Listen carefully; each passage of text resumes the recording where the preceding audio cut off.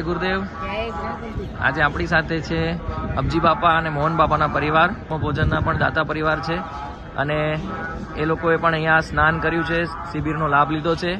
તો ચલો જાણીએ મોહન બાપાથી. મોહન બાપા, બતાવો આપનો પરિચય.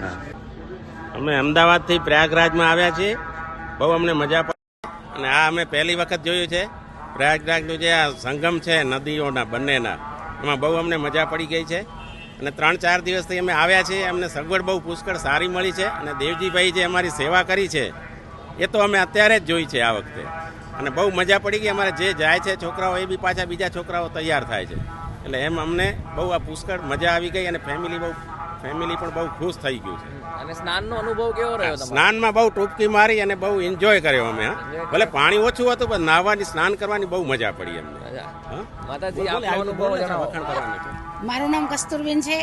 અમે અમદાવાદથી આવ્યા છીએ પ્રયાગરાજમાં. આટલા વર્ષથી મારી જર્ની 61 વર્ષ થયા, પણ કોઈ દિવસ અમે સ્નાન કર્યું નહોતું.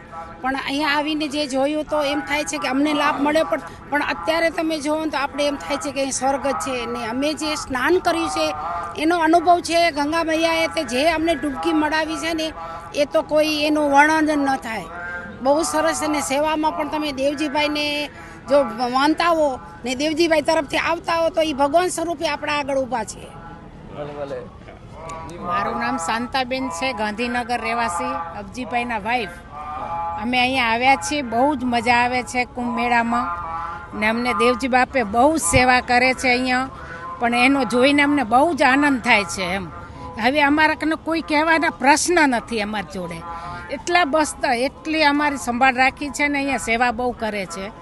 ને અમે અયોધ્યા ગયા હતા પણ ત્યાંય બહુ સારું હતું. અયોધ્યા ગયા ત્યારે મારી બર્થડે હતી. બર્થડેનો દિવસ હતો મારો, તો દિવસ બહુ સરસ થયો એમ. ને નાવાની તો એટલી મજા આવી ગઈ ને, કોઈ દિવસ હું કુંભમાં નાહી નથી. આ પહેલી વખત નાહી પણ જોરદાર મજા આવી ગઈ. પહેલી વખત પણ 144 વર્ષ મહાકુંભ પહેલી વાર લાભ મળ્યો એમ.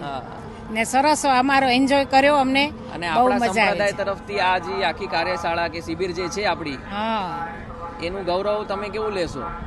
બહુ સરસ, બહુ સારું છે. આપણાનું તો જો ગૌરવ છે ને એને તો આપણે વખાણ આપે પોતે ના કરી શકીએ, પણ જે તમે લોકો બીજા હોય આવીને તમે તો જ વખાણ કરો તો જ ખબર પડે કે આપણી સંસ્થાનું ગૌરવ કેવું છે. ભલે ભલે. બધાને જય ગુરુદેવ. જય